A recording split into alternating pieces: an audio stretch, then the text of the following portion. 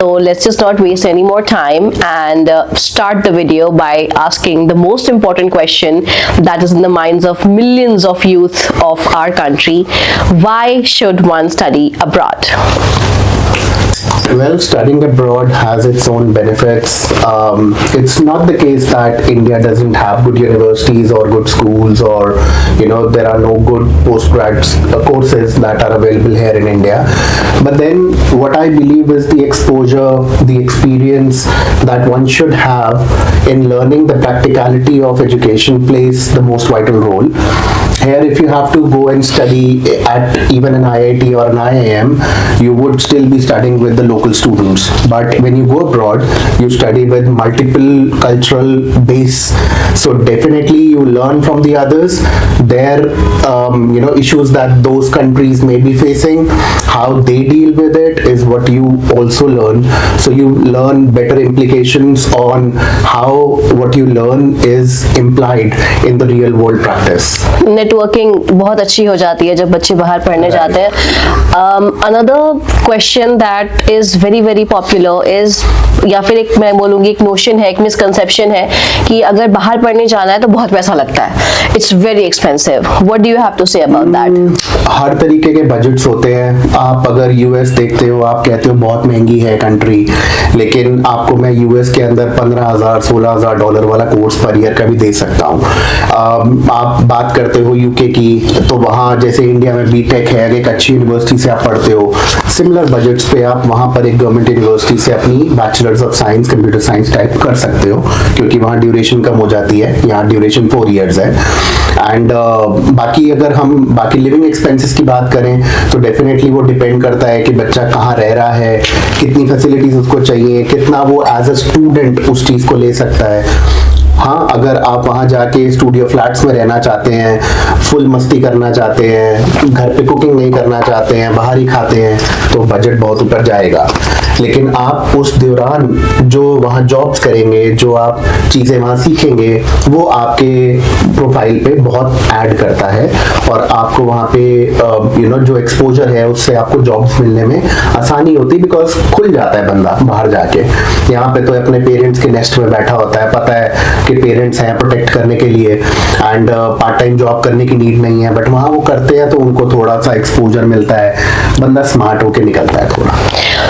I think ये एक बहुत ही इम्पोर्टेंट फैक्ट है कि अगर हम बात करते हैं मेट्रो सिटीज़ की इंडिया में, तो बच्चे काफ़ी स्ट्रीट स्मार्ट हैं. मगर अगर हम देखते हैं टीयर 2 सिटीज़, जो कि majority of our India is consisting of tier 2 cities, वहाँ पर बच्चे बहुत ज़्यादा शेल्टर्ड होते हैं, ज़्यादा एक्सपोजर नहीं मिला होता है. जब बच्चा बाहर पढ़ने जाता है, नॉट जस्ट द फैक्ट कि वो घर से बाहर निकला है, but it's a whole new country, whole new world, and definitely it's a huge learning experience. और अगर हम इंडिया की ही पढ़ाई की बात करें तो if we look at the top institution of our country, fees is nowhere low.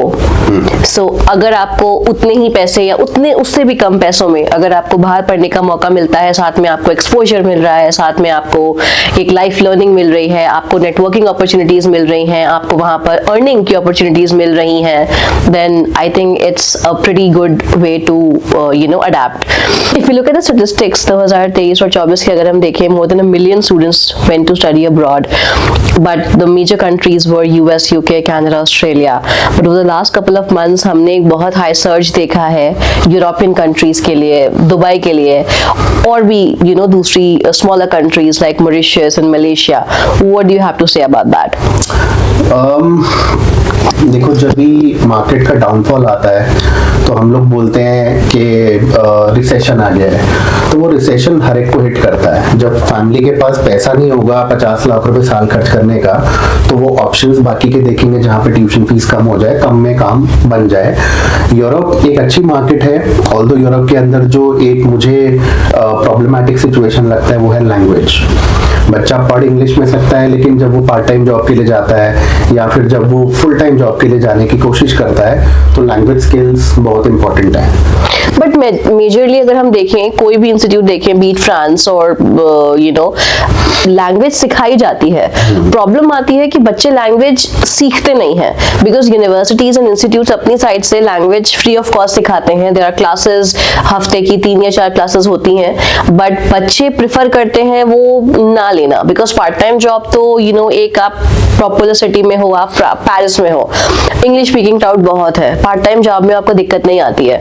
लेकिन जब आप अपने वर्क परमिट पे आते हैं और फुल टाइम जॉब अप्लाई करते हैं, उस टाइम पे आपने लैंग्वेज नहीं सीखी होती है, that is a problem. So I guess the international students, इन लोगों को, बच्चों को ये बात का ध्यान रखना चाहिए कि जब वो जा रहे हैं और अगर वो फ्यूचर में देख रहे हैं कि हाँ मुझे इस कंट्री में 1-2 साल नौकरी करनी है, लैंग्वेज की अडेप्टेबिलिटी तो बहुत जरूरी है। बिल्कुल जरूरी है, बिकॉज उसके बगैर आप अपना पर्पस ही नहीं कर पा रहे हो।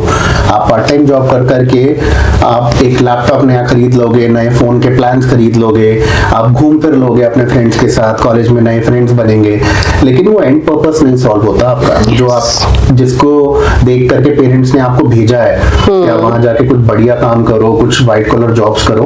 वो लैंग्वेज नहीं सीखोगे तो डेफिनेटली आप एक ऑड जॉब करते दिखोगे एकदम बेसिक सैलरी के ऊपर, फिर आप बोलोगे कि वो तो बेकार है कंट्री, क्योंकि वहां तो हम अर्न ही नहीं कर पा रहे, जितना कमा रहे हैं सब उड़ रहा है।